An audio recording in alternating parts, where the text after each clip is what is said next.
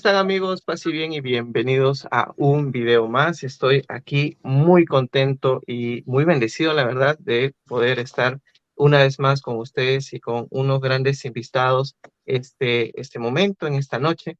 De hecho, donde vamos a hablar sobre muchos temas relacionados al ámbito político, específicamente en el país de Argentina. Sin embargo, también teniendo en cuenta cómo nosotros como cristianos debemos estar comprometidos y en toda esta onda de la dimensión de la gestión pública, de la onda de la política y los cambios políticos en el país, en América Latina, en verdad, en los diferentes países, pero en especial en Argentina. Esta es la temática o la guía en la cual vamos a guiarnos, recordando también que hay grandes personajes que buscan propuestas alternativas que se complementan con nuestros valores cristianos. Vamos a darle la bienvenida a nuestros dos invitados en este primer bloque. Diego, si te puedes presentar, amigo, por favor. Un saludo especial para todos los que nos escuchan. Mi nombre es Diego Fernando García. Tengo un proyecto que se llama Pensamiento Serio, principalmente en una web, en un blog, en el canal de YouTube, en Instagram. Y también me gusta estar con amigos hablando por Discord y también por otras pequeñas plataformas sobre temas de filosofía, de sociedad y de religión católica. La política sí, pero como sobre todo como conceptualización, porque la praxis me parece un poco diversa por motivaciones individuales. Muchas gracias. Correcto. Muy bien, Diego. Gracias por acompañarnos una vez más. Alejandro, te invito por favor a que te puedas presentar. Bueno, muy buenas noches. Mi nombre es Alejandro Martorell, soy licenciado en Ciencia Política, trabajo en el sector privado, en una agencia de aduana, y bueno, me dedico a escribir artículos de análisis político. En el diario Correo principalmente se publican mis artículos, y bueno, ocasionalmente doy alguna conferencia, alguna entrevista. Y bueno, la tendencia que tengo es esa, ¿no? A participar también de debates públicos y políticos. Eh, Así que bueno, muy agradecido por la invitación. Muy bien, Alejandro. Gracias por acompañarnos. Como había comentado al inicio, pues vamos a hablar sobre estos cambios que se están desarrollando en América Latina, pero específicamente en Argentina. Ciertamente, como todos ya más o menos pueden saber, ya los grandes cambios pues se están viendo no solamente en nuestros respectivos países.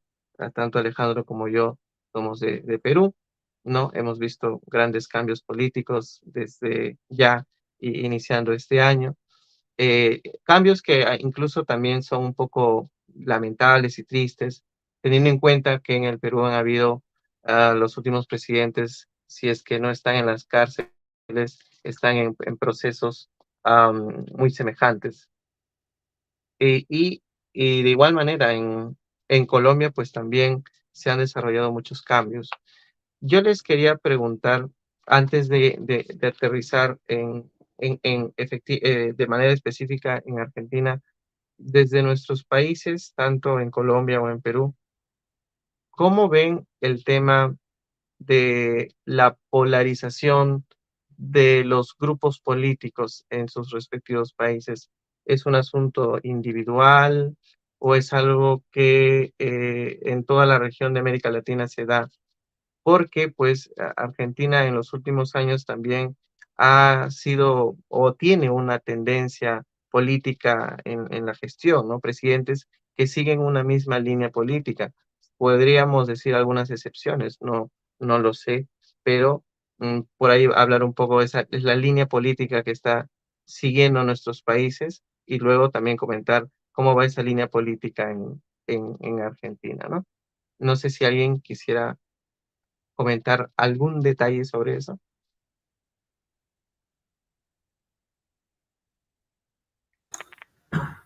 Muy bien. En Colombia, en el país donde yo soy, pasa algo muy interesante. Había una polarización política. Digo que había porque parece ser que Petro, más que ideología comunista, el de la tercera línea, que para los que son de Argentina sería la tercera posición o el peronismo o la parte de la justicia, pero el istmo de la justicia. ¿Por qué lo digo? Porque es que Petro, imagínense, es conservador en lo moral, supuestamente, es liberal en lo económico, porque está dando más libertad en la parte económica, muy interesante. Y, y también en la parte ideológica es es el socialismo del siglo XXI y tiene algo de lógica. ¿Por qué? Porque el comunismo del siglo XXI en la parte de la economía terminó siendo un poquito más capitalista. El actual gobierno de Venezuela lo que ha hecho es dolarizar el país. Es interesante, dolarizó el país y hace una propuesta de los liberales propiamente. Y eso llama mucho la atención, que, que un hombre como Petro, con ideas comunistas casi radicales, tenga esta unión de todo. Entonces, todos los conservadores lo aplauden, los liberales también, pero cuando es en las propuestas, por ejemplo, de la reforma tributaria, que quiere hacer un revolcón, pues los liberales se alejan un poquito de él y los comunistas también. Y lo que pasa es que él no sabe gobernar porque quiere ser como muy rígido. Y actualmente la gente tiene una más libertad de pensamiento. Es muy complicado hacer eso. Para gobernar Colombia tiene que dialogar con la oposición, pero en el fondo no hay oposición. Es algo complicado. Imagínense que el que más le daba oposición y peleaban, ahora son amigos. Esa es la cuestión de la política. Una pelea sin sentido. Para llegar al poder se tienen que unir con lo peor. Y eso es lo que ha hecho Petro. Y así van a hacer todos los demás países para llegar al poder. Parece que el ganar el poder se unen con la clase menos favorable. Me llama mucho la atención, por ejemplo, tanto los liberales como los comunistas tienen la misma forma de hablar. Por ejemplo, la casta, el poder de la casta. Petro lo decía, los liberales también lo dicen a nivel de Latinoamérica. Entonces es lo mismo. La tercera posición a nivel del mundo, la cuarta posición también lo dice. El, si hay también seguidores de Hitler, que los hay, también dice, nosotros luchamos contra la casta política. Como que luchar contra los corruptos se ha hecho como que lo aplauden. Y en el fondo vamos a mirar y reciben dinero de movimientos internacionales. Entonces, tanto una parte como la otra promueven el libre mercado. Entonces, me llama mucho la atención eso. Ujú. Muy bien, Diego, gracias por compartirnos un poco la realidad nacional de Colombia. Y pues ahí Alejandro nos puede hablar con mayor profundidad de lo que pasa también en nuestro país. Y de ahí, como ha mencionado Diego, pues son como que, no sé si la palabra es indicadores o características que no solamente pasa en el país propio, sino en América Latina y pues también sucede en Argentina, ¿no? Esa polarización de la población y pues también esa lucha entre la derecha, la izquierda, existe pues justamente, como mencionabas, el peronismo, están saliendo también, digamos, nuevas corrientes, los llamados también los libertarios, ah, digamos, simbolizados o representados por un posible candidato, o bueno, candidato, sin temor a equivocarme, el señor Milei, pero pues también ha habido personajes que no necesariamente están vinculados a la vida pública y también son creadores de contenido y se relacionan mucho con este pensar, ¿no? Alejandro, cuéntanos un poco de cómo ves en estos últimos tiempos la realidad política del país en Perú, ¿no? Bueno, antes de hacer un comentario sobre la política peruana, yo quisiera hacer una precisión, no para polemizar, sino para aclarar, porque Carlos mencionó que Petro era más bien conservador en lo moral, cuando yo tengo más bien otra idea sobre Petro. Me parece que es progresista porque está a favor del aborto, ¿no? Ya sabemos que el aborto es un crimen de carácter aberrante, entonces eso no puede ser de ninguna manera conservador. La posición conservadora no puede ser eso. Otra, después se mencionó el justicialismo, la tercera posición. Bueno, yo viví en Argentina mucho tiempo y además hice una tesis para obtener el grado de licenciado en ciencia política en doctrina justicialista o en peronismo, peronismo clásico. Y yo considero que no tiene nada que ver Petro con esa tercera posición que no me parece que pueda haber puntos de coincidencia. Pero reitero esto no para polemizar, a lo mejor, sino para aclarar. Después, otro punto, bueno, el fenómeno de la conflictividad política es natural. La política es un término que procede del griego polemos, que significa polémica, conflicto, ¿no? Permanente disputa, de tal manera que la política siempre estará atravesada por ese fenómeno conflictivo, ¿no? El fenómeno conflictivo de la política. Y eso no podemos prescindir de eso, porque siempre habrán posiciones encontradas, posiciones diametralmente opuestas, posiciones ideológicas contrapuestas que combatirán intelectualmente entre sí para conquistar el poder político. Bueno, la política peruana, la política nacional en la actualidad, como siempre va a suceder en la política peruana, está la inestabilidad política. Hace muy poco querían provocar el derrumbamiento de la señora Boluarte, de la presidenta Boluarte, no lo han conseguido.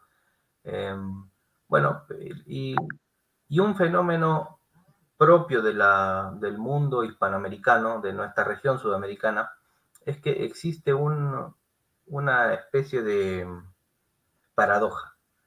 Por un lado, tenemos gobiernos inestables, pero al mismo tiempo tenemos democracias estables. La democracia genera un mecanismo de traspaso del poder a través del procedimiento democrático del sufragio. De tal manera que eso no se pierde, ni en el Perú, ni en Colombia, ni en Argentina, ni en ninguna región hispanoamericana o iberoamericana, para incluir al Brasil. No desaparece la democracia. Podrá haber inestabilidad, lo que ha ocurrido recientemente en Ecuador, creo que es la disolución del Congreso. Sucederán esas cosas, pero la democracia no desaparece. Correcto, Alejandro. En ese sentido, hemos estado tal vez informándonos un poco más por las redes, que no solamente en América Latina, sino tal vez, me atrevería a decir, iniciando desde Argentina, una corriente que cada vez más va ganando fuerza, una corriente que está vinculado con algunos personajes que no necesariamente podrían o no involucrarse en la gestión pública para un partido en particular, pero sí que van trayendo o conmemorando algunas temáticas interesantes, como lo es la apertura a la vida y la familia, la lucha contra la ideología de género y temas pues complementarios o semejantes a ello. Podría citar tal vez a unos grandes escritores como es Agustín Laje, ¿verdad? Y el señor Márquez, ¿verdad? Creo que a mi punto de vista estos personajes dedicados pues también a la creación de libros, entrevistas y demás, han influido mucho en el pensar, en las voluntades, en ver otra forma de hacer política, otra forma de hacer gestión pública. Y yo creo que también esta orientación, esta tendencia se complementa ya también con personajes que sí tienen una vida políticamente activa. En ese sentido, ¿cómo ustedes ven, ya aterrizando en Argentina, personajes o personas, a ser vinculados con la gestión pública o no, que simbolizan o representan de una u otra manera esta lucha, que no sé hasta qué punto podríamos llamarlo defensores del cristianismo, ¿no? Porque, por ejemplo, no estoy tan seguro si Laje se vincula con el catolicismo. Creo que en algún momento dijo que no. No estoy tan seguro de ello, justamente de eso vamos a conversar, pero existen no solamente ellos, hay creadores también de contenido, youtubers y otros personajes que están de una u otra manera representando esta tendencia, esta orientación que no solamente se fortalece en Argentina, sino que cada vez más va creciendo, ¿no? Y no sé hasta qué punto también, digamos, es una orientación que lucha contra el comunismo o contra, digamos, partidos de izquierda, ¿no? ¿Qué podríamos comentar acerca de estos personajes? Tal vez, Alejandro, nos puedes dar algunas luces. Tú has estudiado allá en Argentina, am, tienes más, digamos, esas vivencias, pero ¿qué nos podrías comentar de estos personajes eh, que han surgido en estos últimos años, que luchan o de una u otra manera representan una oposición férrea contra toda esta ola, por ejemplo, de la famosa ola verde, ¿no? Sí, Y los bueno, pañuelos verdes y todo eso. ya, está bien. Creo que hace más de 10 años está tanto Agustín Laje como Nicolás Márquez en, la, en las pantallas, digamos, tanto televisivas como en las diversas plataformas mediáticas, ¿no? Y están, claro, ellos están llevando adelante un combate específico que es el combate cultural o la batalla cultural, que es, creo yo, una respuesta desde el pensamiento conservador, desde el pensamiento de la derecha, a una estrategia política del pensador marxista Antonio Gramsci. Antonio Gramsci, que fue un pensador italiano, un filósofo que vivió gran parte de su vida en la cárcel y que se lo denomina o se lo asocia mucho al pensamiento heterodoxo. Él no era ortodoxo como es el clásico marxista ortodoxo que considera que el mundo se divide en burguesía y proletariado, y tampoco cae en el determinismo económico. Para Gramsci lo importante son las ideas, lo importante es la cultura, lo importante es conquistar lo que él denomina hegemonía y sentido común. Bueno, es esa batalla cultural que no es otra cosa que la lucha por el predominio de las ideas que se dan en el seno de la sociedad civil. Por eso estamos involucrados todos nosotros, la iglesia, los sindicatos, las universidades, bueno, para repetirme, las cátedras universitarias, los periodistas, el mundo de la prensa, etcétera. Entonces tenemos dos formas de interpretar la realidad. Una marxista y otra más bien conservadora, reaccionaria. Me gusta mucho el término que utiliza el padre Javier Olivera Rabasi. Él habla de la contrarrevolución o del pensamiento contrarrevolucionario, tomando como modelo de pensador a Joseph de Maistre o a José de Maistre, tanto a Luis de Bonal como a François, creo que René de Chateaubriand, que es otro pensador también en tiempos de la Revolución Francesa. Y ellos se oponían a esta tendencia revolucionaria. Entonces, ¿qué conviene hacer? La contrarrevolución. Aquello subvertido que retorne a su forma natural, al orden natural de las cosas. Bueno, y Laje, Márquez, Horacio Justo, Mamela Fiallo y muchísimos otros más. Podemos retroceder mucho antes que surjan ellos. Está el profesor Antonio Caponeto, está Alberto Vuela, Silvio Maresca, que tienen un programa muy interesante en YouTube. Tenían, ya falleció Maresca, ¿no? Disenso. Bueno, la idea es combatir con armas intelectuales a la izquierda globalista, ¿no? Que va a generar mucho daño y lo estamos viendo, el aborto, la ideología de género, el lenguaje inclusivo. Ujú. Ok, sí, efectivamente, el padre Rabasi también ha hecho muchos comentarios sobre estos personajes que has mencionado, ¿no? Y pues creo que todo el mundo conoce la gran lucha cultural que está haciendo el AGE con el señor Márquez, ¿no? Y creo que también, no sé si, creo que hace poco o este año o el año pasado han venido también a la ciudad de Arequipa y de Lima han estado haciendo algunas conferencias, ha estado también en el Congreso, sin temor a equivocarme, Y me creo que el año olvidaba, pasado. Sí, ¿no? Sí, sí estuvo en el Congreso. me olvidaba de Dante Urbina. Oh, Seguro ok, lo conoces. Dante Urbina también, un gran amigo, que también no solamente en los estudios de la fe, sino también en el tema de la macroeconomía, macroeconomía política, que también él es especialista en ese tema. Diego, amigo, cuéntanos, ¿cuál es tu apreciación sobre estos personajes que representan, digamos, una tendencia, una nueva ola, de una nueva forma de hacer vida pública, gestión pública, política y finalmente un asunto cultural, ¿no? Ok, Chesterton, un gran católico, decía que ¿qué son los conservadores? Conservan lo que dicen los liberales y lo que dicen los comunistas. Y el presidente, por ejemplo, de Colombia hace eso.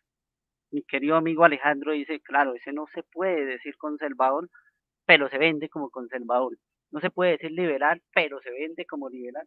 Y también es disque católico. Y mi querido Alejandro sabe que es ateo. Eso sí, no puede decir que es ateo, pero se vende como católico y cita al Papa Francisco en sus encíclicas, etcétera, etcétera. Ah, es ateo, no sabía que Petro era ateo. Eh, lo que pasa es que no se sabe con él qué es, porque se habla muy católico, cita al Papa y antes decía que era ateo, entonces no sabemos qué es, dice que es conservador y antes parecía que no lo era. Pero si seguimos por el camino de Chesterton, sí, es conservador porque está conservando lo que los otros dijeron. Bien. Ahora hay dos personajes que nombran acá, Agustín Laje y Márquez. Bien, ¿qué pasa con estos dos personajes? ¿Por qué nacieron? La gente estaba cansada de lo que era la neoizquierda, que como lo dijo muy bien Alejandro, nacieron con Gramsci y no son marxistas.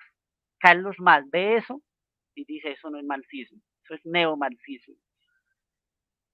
Lógicamente, aquí hay una cosa muy interesante que es, yo no la llamo ideología de género, sino la llamo precisamente como la llama la autora, Judith Butler, que fue la que escribió el libro, ella la llama precisamente que es una teoría de género.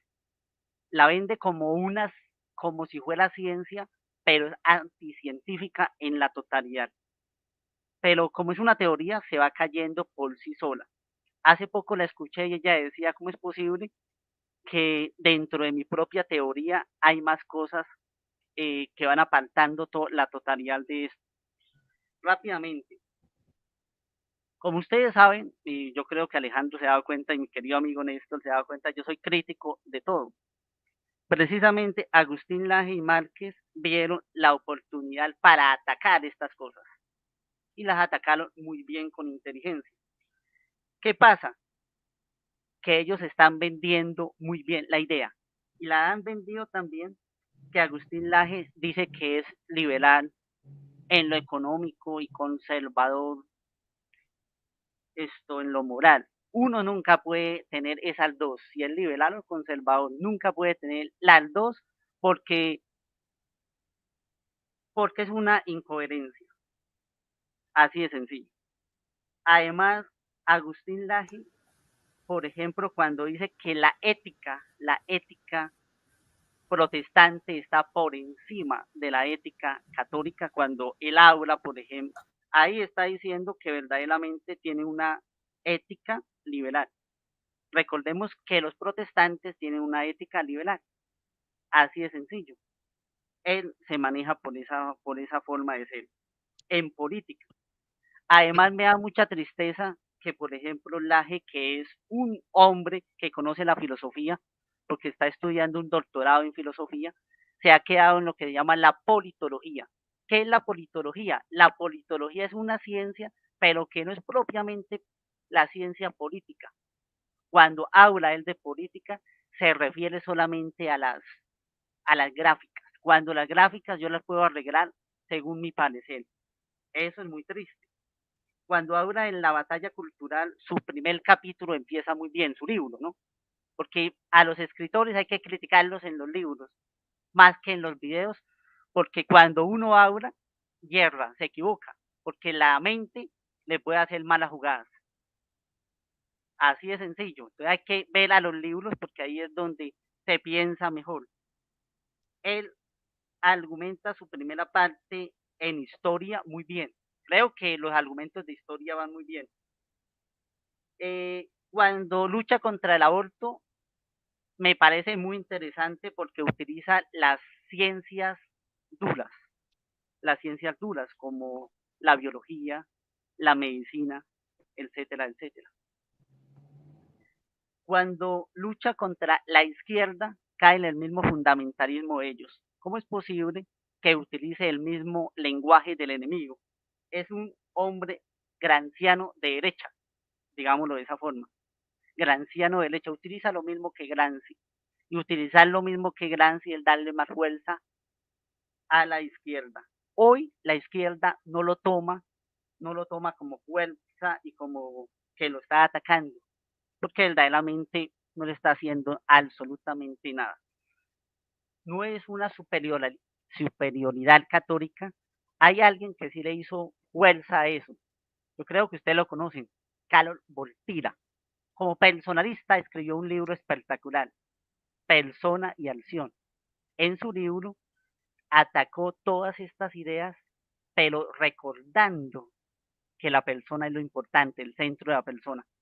Y hay una filósofa también que es católica, escribió un libro que se llama El don de ser mujer. No hay que atacar a las feministas, porque se vuelve una guerra entre la sexualidad. Y eso es lo que dice la doctora Battle. Hagamos la guerra entre los sexos. Y, y esta filósofa católica es antes más inteligente. El don de ser mujer, que la mujer reconozca el ser mujer, pero no luchemos contra el hombre. Actualmente están saliendo muchos hombres atacando a la mujer. Y esto es una forma de fundamentalismo. Y tristemente, la derecha y la izquierda son dos polos que en el fondo se unen. Ese es el problema de pensamiento acá. Para ir un poco aterrizando, ¿ven actualmente alguna, algún partido en particular que también se vincula con esta batalla cultural que mencionaba Alejandro y al mismo tiempo una propuesta de mejora para la circunstancia o situación económica que Argentina está viviendo? ¿Algún personaje de la vida pública en general que se les viene a la mente? Puede ser actual o no tan actual, ¿no? Uno mira las realidades de los países y en la política suben mesías. Mi querido amigo Alejandro sabe que en el marketing de la política tienen que colocar mesías, es decir, alguien que salve el país. Y cuando usted ve, por ejemplo, durante mucho tiempo ha gobernado la izquierda o la neoizquierda, o llámenla como la llamen, en Argentina. Entonces, ¿qué es lo que necesita el país? Necesita otra fuerza diferente.